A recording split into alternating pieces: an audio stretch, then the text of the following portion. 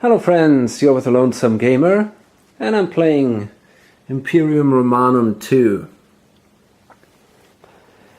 It's still the scenario Maximinus versus the Senate, and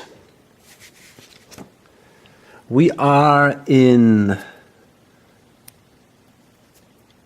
the month of June now, of the year, let's see what year it actually is, 238. Yeah, historically the conflict ended here with a defeat of Maximinus. Now it looks a little different. He seems to be in a better shape. He's standing with a massive army here in Cisalpine. He already had a great victory against the main army of the Senate, which boosted his morale up.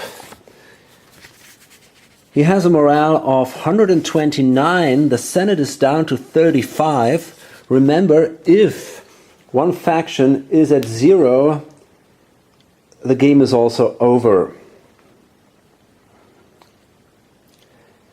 Now, things could change pretty quick if the Senate manages to recapture Carthage. Then they would regain control over Africa Proconsularis, which would give them 19 morale points. And over here in Asia, it's a similar, well, actually they already captured that. They could get a few points from Bithynia and Pontus, not too many though, I'm not sure how many. But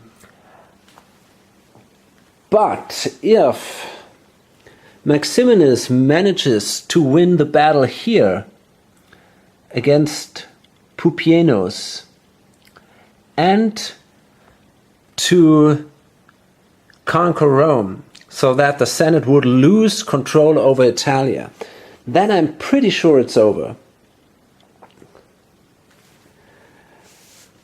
At least if both things combined would happen. So first what happens is a random events phase. So we have to roll here on the random events table.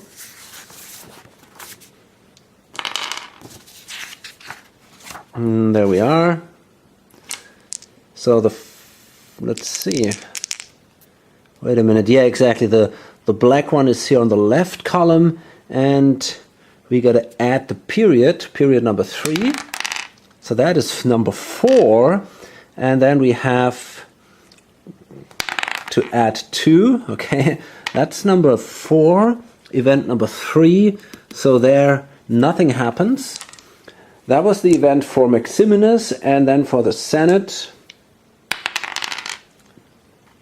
Now that is 7, and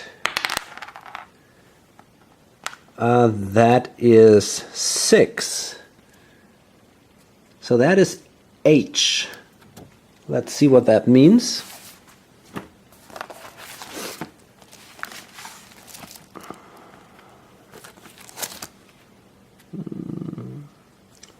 Good harvest. Roll as in event G. The province can supply 1.5 times as much corn as usual to the imperial capital. This lasts until the next September game turn. Okay, so we got to roll now here. And that's a 1, which is Africa Proconsularis. So that doesn't help them too much. 1.5 times. So here's the thing. The capital, Rome in this case, needs to have corn.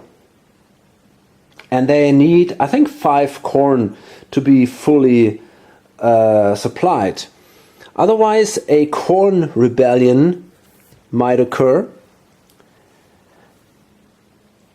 Right now the Senate controls Egypt with 4 corn, Sicilia, Sardinia, so that would be then 7 corn, no problems, even though they lost control over the 2 corn here of Africa Proconsularis. Now that would give them 3 turn, and by the way there is also corn here in Baetica, so things are looking pretty good, and basically this has no effect on the game here.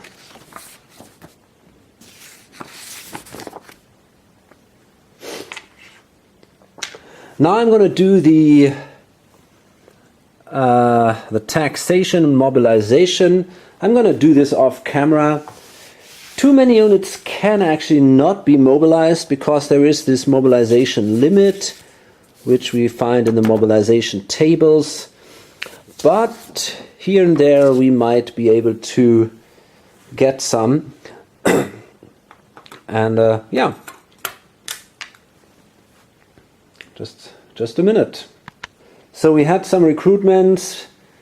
1 heavy infantry here in Rome. It's still in training.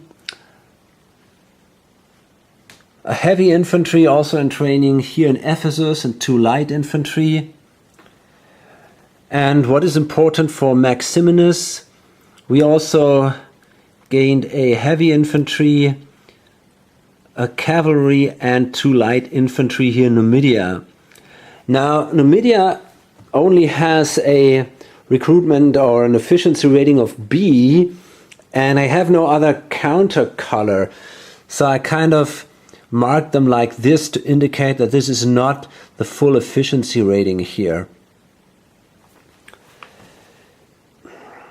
Because we have now not March but June, that means we have to pay double the price for the units we recruited, and especially the one here that could not have been trained because there was no heavy infantry there, that had to be then quadrupled, because usually you have to pay double the price if you cannot train it.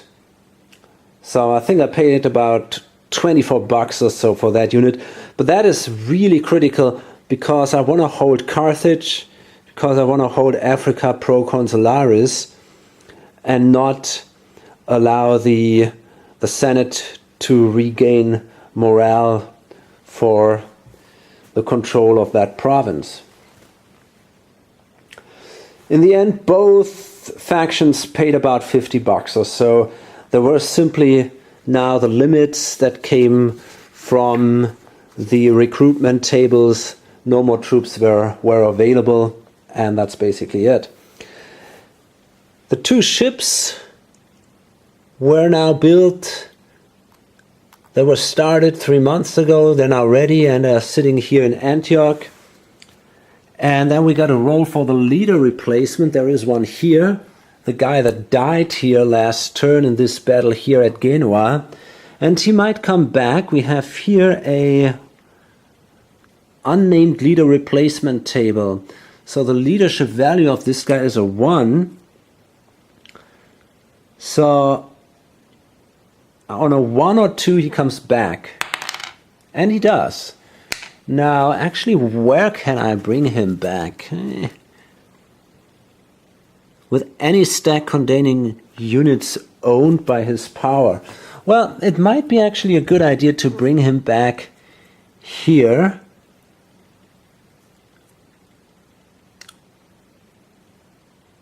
Yeah, I think I want to do that. He might die again pretty soon, but still I think that's a good idea. And then we're basically done with the bookkeeping here. It wasn't that bad, simply because most of the units were already recruited. There is this limit that comes with the recruitment charts, and usually because the costs are doubled in the 3 later periods, mobilization phases, you want to recruit most what you can in March. So, then we come to the movement phase. By the way, I might have to roll for rebellions. I'm not sure. Actually, I don't think so. Let's see.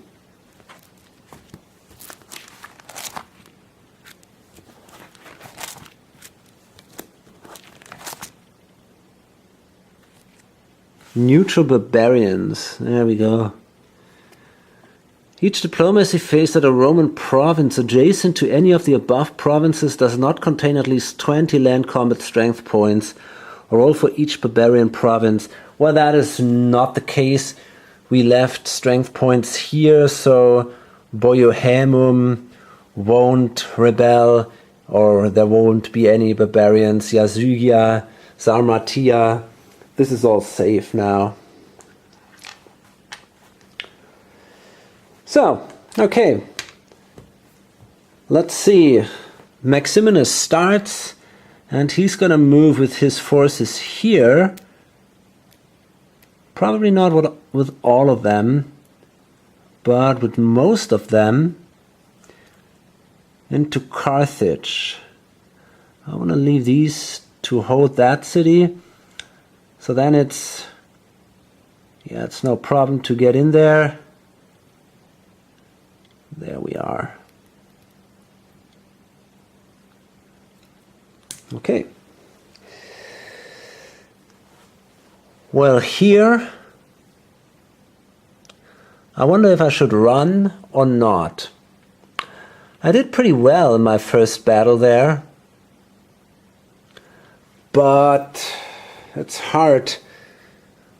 Well, I could go into a siege. Maybe that might take them a time then until they win. And over here, this is now the interesting part. I guess I want to move with these guys right here, and with these guys, I don't know. Can we make it to Rome? Probably not. I don't want to cross the river and do the attack, because then the strength of my combat units would be halved. You can see there on the other side of Rome there is the Tiberis, and I don't want to cross there. So can I make it there? Let's see. We have, well, it's summer and we have roads, of course. So it's 1.5 per rough terrain. So to get here we need 3. To cross the river and get here, it takes 2. So we're at 5. That's 3 more. That means 8. 10. So to get here from this side, we would actually need 10.5 movement points. Well, most of our troops don't have that. They have only exactly 10. But we could do a force march, and of course I want to do that, because I want to finish Rome off as soon as possible. So let's see again how that actually works.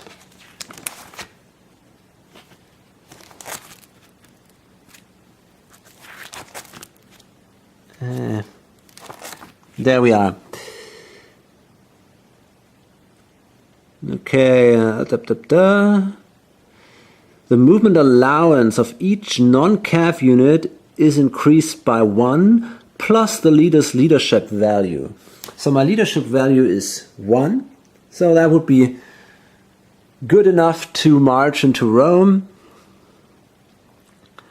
After the stack finishes moving, the owning player must roll a die. If the roll is greater than 1 plus the leader's value, the force marching unit is eliminated. 1 force marching unit is eliminated. The owning player decides which to remove. Okay, so We're gonna attack Rome. Zoop. Bam. And then we'll roll a die. And the roll is greater than 1 plus. Okay, so as long as we're rolling 1 or 2, we're good. And we're fine. Well, it wasn't that far, right? Just downhill a little bit and then we were actually there. And now we're gonna fight that battle. And yeah, that's gonna be probably the battle of the game now. So, I mean, I wonder, there are just too many troops there.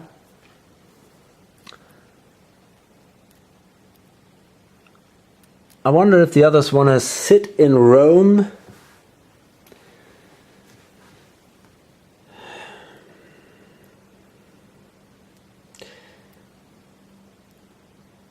A siege, but let's see if they have a... I don't think they have a baggage train with them, do they? Probably not. Nope, they don't. Yeah, that sucks, because then they would have to forage in the next turn, and that means they would lose a lot of their units, because, well, maybe not that much actually. Oh yes, they could only, Rome itself would only support, I don't know actually, they're sitting in, no, Rome doesn't come with a port. The port is actually next to Rome. You can see here the port is in this hex. Rome itself is not a port. So that means they cannot gain supply from the port during a siege. And therefore, the city will only support 8 forage points, which is basically 2 heavy infantry, and they definitely don't want that. So I guess instead we're going to see a battle, and yeah, let's see what the odds are. Okay, now let's see. The Senate has 99 strength points. Maximinus has 144. The interesting part is that here the Senate's army consists, or let's say that way, the strongest units are of a lower combat efficiency rating. The most strength points are of a lower combat efficiency rating. So there is a -1 penalty for that army here for the combat efficiency rating. In addition, we have that morale problem here. That means that there is a difference between them of nearly 100 morale points. So at the moment there is also a -1 for the morale, but, and I forgot that before, you can pay money to get a morale boost. And the Senate is going to do that. They have a lot of money. They have nearly 300 bucks. They can pay a maximum of 99 more than the opponent spends. So if they pay, I mean, they cannot get a +1 modifier, but they could at least come to even the morale level out. And they need to get basically to, let me see, 79. Yeah, they reach a level of 80. Then they're fine. So that means they have to spend 45 bucks. Yeah, okay. I mean, And I don't want to go into bidding here or something. You know, I could now raise them. I could also spend for morale, and we could come to this bidding mechanism. But in the end, they have nearly 3 times as much as I have. So I let them pay the $45, and then there is no more morale for the modifier there. So that's kind of interesting. Money is really a powerful weapon in this game.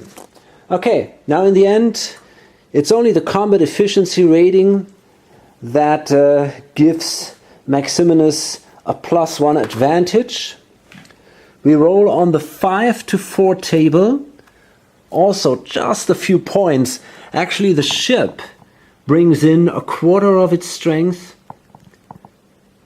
and the city brings in 3 points. That's pretty much it. I think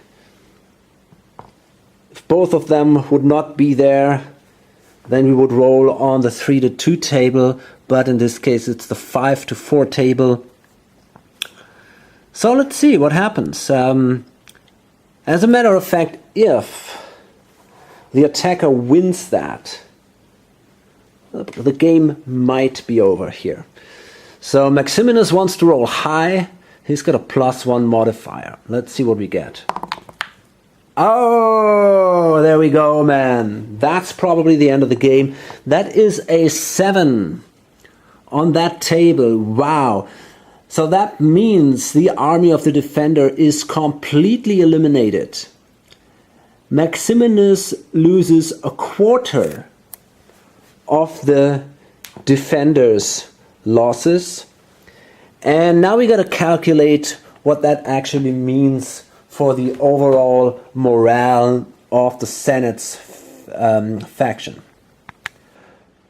So this is pretty insane. The Senate has just lost 94 morale points of its remaining 35. So it was just ridiculous. He lost 25 points because of the victims of the battle, the stacking points. Basically they lost 31, the other guys lost 6, so in the end it's a 25 difference for them. They lost 20 points for Pupienus, that got killed. That was their imperator, so he died. They lose 2 points for the unnamed leader. They lose 2 more points for losing a battle. They lose 24 points for losing the imperial capital. I didn't even remember that, but that's a fact. The imperial capital is worth 24 points in this scenario.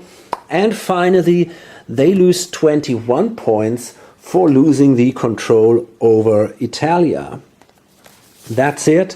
So absolutely no morale left here for the Senate, and that gives us now a historical outcome of this conflict. The funny thing is that it actually happened in the same month as the historical outcome, but this time Maximinus managed to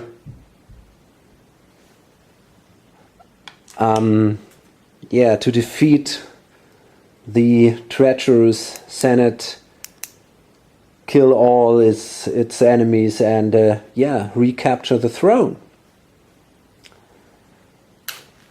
Okay, so that was that scenario.